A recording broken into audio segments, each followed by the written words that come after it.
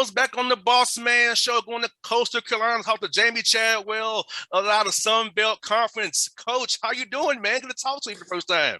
Yeah, I appreciate you having me on. It's good right now. Calm before the storm, So yes, sir. A couple weeks away here, so we're trying to enjoy it until it gets just completely hectic. Now, Coach, how's camp been going so far for you guys? Get out there and compete against each other, get ready for your season coming up. So tell us about that so far. You know what? I think we've had a pretty solid camp. The main thing you're trying to do is stay healthy through it, right? And we did have one injury that did cost somebody at the season, but beyond that, we've stayed probably the healthiest we've been through our camps, which has been positive. That's the main thing. And then two, are you putting your team in position for the long term? To have a chance to go out and compete over the long season. And we've had good competition. We've had young guys that have really made some strides, which is nice to see. And then obviously having the number of super seniors that we had back, their leadership's been invaluable during fall camp. And Coach, how was it having guys on campus this summer to get them in shape and get them prepared? Because last year, 2020, was all hectic. You know what's going on. To have the guys actually there to get the body stronger, get the mindset ready for this year. How's it been for you and your staff and your players as well? Well, I think one, from a staff standpoint, it's nice to get back into a routine that you're normal, you're used to. And so this is how you do things in June. This is how you do things in July. Just getting back into that rhythm was great. And then two, I think our players missed it. Obviously, when you're around your teammates, when you're around your strength staff, you want to do better because you've got people pushing you. And when last year you had nothing like that going on. And so I think that helped our camaraderie. I think that helped our players develop. And so it's been a positive. Now I know the coaches they'll laugh a little bit and wish they were home as much as they were last year during the camp. Everybody's home all the time. But it was nice to be back in that. And I think that has given us a chance to be in the best shape to possibly be, just because of going back to that and pushing those guys to the extreme this summer to be in great condition. And so I think that's why we've had a good camp so far. And Coach, can I mention it? How important is having a great strength staff in your program? Because they're with your guys more than you all are, pretty much. Was getting them their rest, recovery, nutrition piece of it, because that's what's important to be able to play fast on Saturday afternoons or Saturday nights, rather.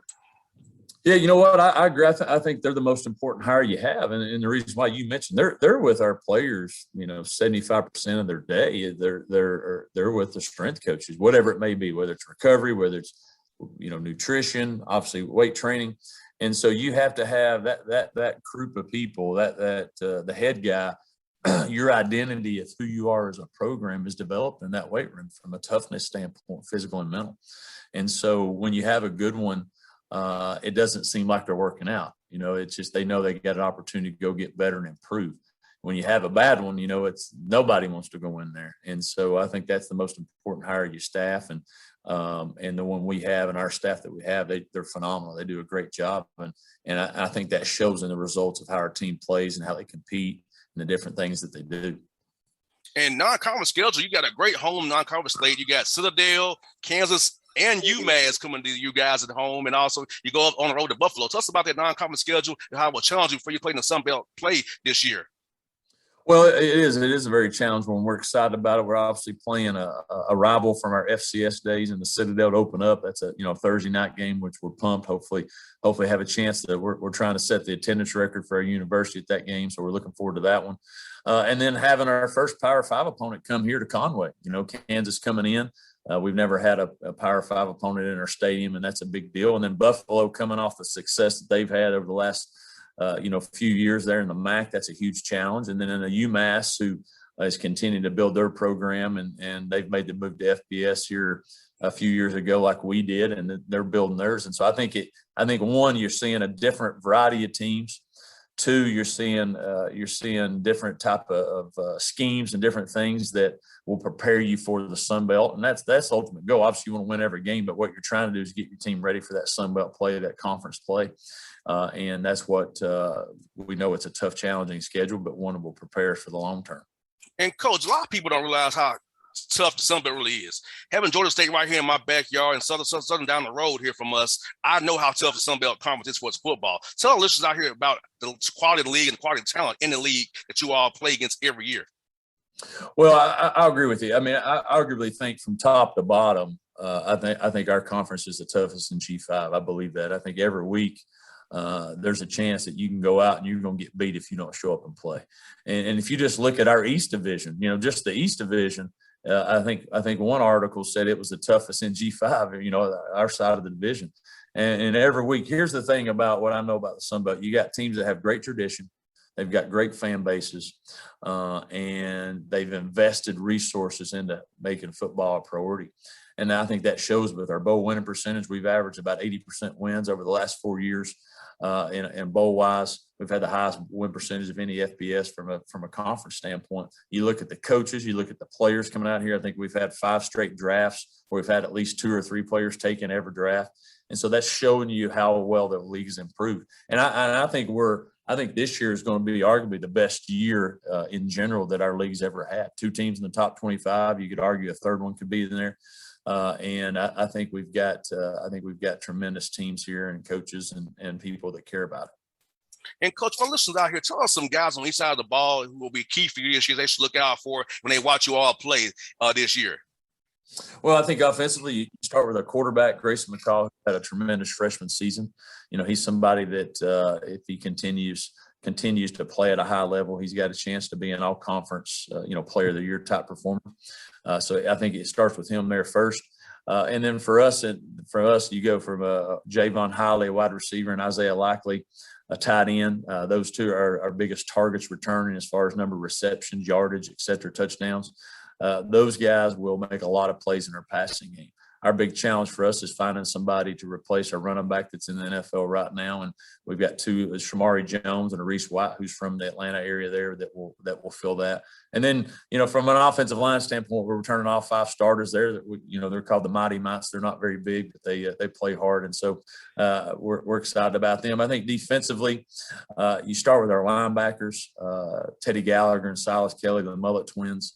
And they've done a great job of leading. They lead our team in tackles. And so that's where the strength of our unit is.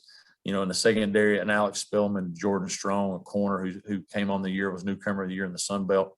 I think our biggest question mark is going to be up front to provide them depth. We've got CJ Brewer and Jeff Gunner that are great, pass rushers, great defensive linemen.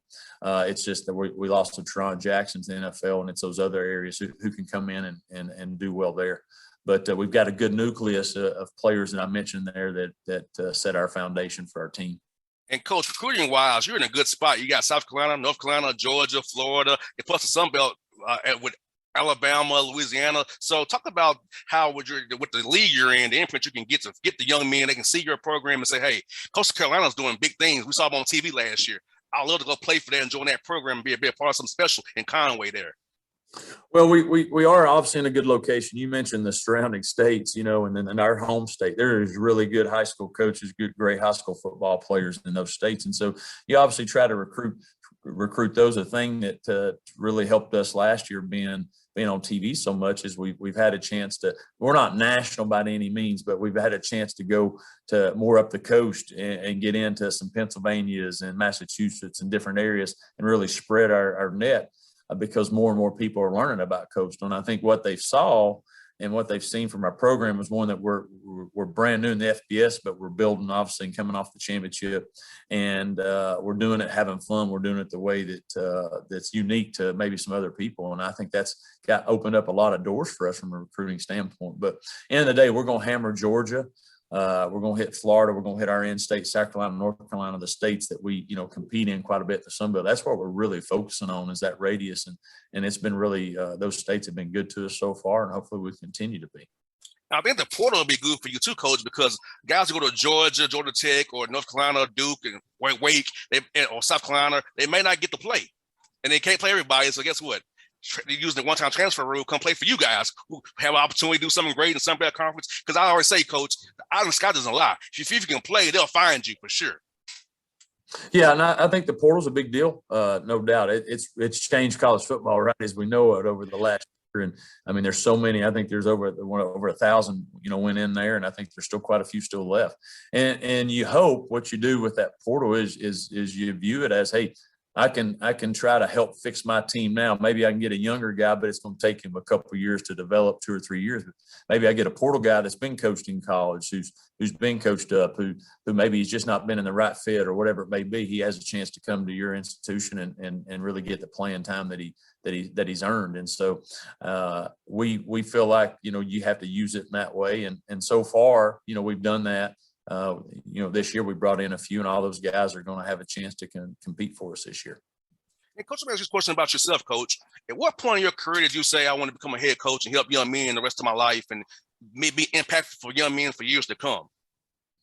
Well, growing up, my father was a high school football coach in Tennessee, so I loved being around the sport of football. So I think from probably high school on, I knew I wanted to be a coach. Never really thought about being a head coach, and then I was in college. You're at a place, you're as an assistant, and you're learning, and you like what you're learning, and you just start thinking, hey, what if I did this on my own? How could I do it? And I started thinking about that probably my late 20s or 30s. I don't know if I ever started out saying, hey, I want to be a head coach. That was the path God gave me, led me to. But I realized how impactful from an early age coaches are on people and how they can change your life. And I was fortunate to grow up in, a 2-parent home. A lot of people aren't, they might not have that male father figure. And for them, that coach has been that male father figure. And to have that opportunity to be able to set the culture you want and use football to teach young men about life and how to become the man God's calling them to be, and I feel like that's the purpose I've been put on this earth. And I'm thankful for that. And I don't take that for granted. Coach, it's funny to Tennessee. I went to Tennessee State. From 05 to 08, I was at Tennessee State University. So my mom went to Lipscomb in Nashville. So Tennessee for me gave me and my mom both degrees, and I feel like coaches have helped me out. I grew up not so rich in my life, Coach. I grew up marginal. I didn't have much money, food stamps, all that kind of stuff. But coaches gave me inspiration to want to go to college and play in college. So I feel like you said, one for coaches impacted me as a young man growing up in Atlanta. I wouldn't be where I am today. Yeah, and I think you think about that. Think of all the different stories that are similar to yours, and that because a coach believed in somebody, gave you hope, and like, hey, this said you can go accomplish something if you'll just do X, Y, and Z, and it changes the path of a lot of people's lives. And I think that's what's special about coaching. Yeah, we get judged on wins and losses, and we all know you have to win, right? We all know you have to end up doing that. But at the end of the day, if you have the opportunity to use football and don't allow football to use you, it goes either way, right? Yes, football, sir. It can spit you out and you got nothing to show for it, or you can use the opportunity you have with it. And whether you make it the NFL or not, you've already put yourself ahead because you've learned the necessary characteristics you need to be successful long term. And so I think that's what makes it football the best sport in the world. My sister went to Belmont, by the way, too. Big rival there, Olympic. So. Yes. No, the battle of the boulevard over there. Yes. Yeah. Yes. My mama would like to hear that, but she'll have to deal with it. Yes, sir. Last one for Coach is, when you come to Atlanta, Coach, to recruit or play Georgia State, what's your favorite place to eat here, Coach, when you come to town, man? Oh God, there's so many good ones. Like one of the places we stay is close to Papa Do's. So I like to go to Papa Do's. Yes, sir. Fox Brothers Barbecue. Oh, another one. Yes. I love it. So those two right there are the ones that I always try to hit up when I'm down that way. But there's a lot of good places down there, no doubt. But those are the two you try to when you go somewhere and play. Hey, what's the local cuisine? Obviously, Atlanta's got everything, right? But what's the local cuisine? And then if we have it here, or is there something just better there? So I try to barbecue places and things like that. I love trying different stuff like that and throw some of those ribs down. Coach, we get there, I'm going to give you my number out there. I was like, when you come to town, Coach, I'll take you some good seafood spots, some Creole spots. I have Italian for you, Coach. If you want to go to, man, I have the menu for you, man. I got you. We might not make the game. I might not be the coach if I go out with you. So. Yes, sir. Well, Coach, thank you for your time today. Best luck to you guys. I'll be cheering for you guys. Hope to see you real soon in town, man. And be blessed, Coach. I'll talk to you again real soon, man. I appreciate you. Thanks for having me on. God bless. Good time, Coach.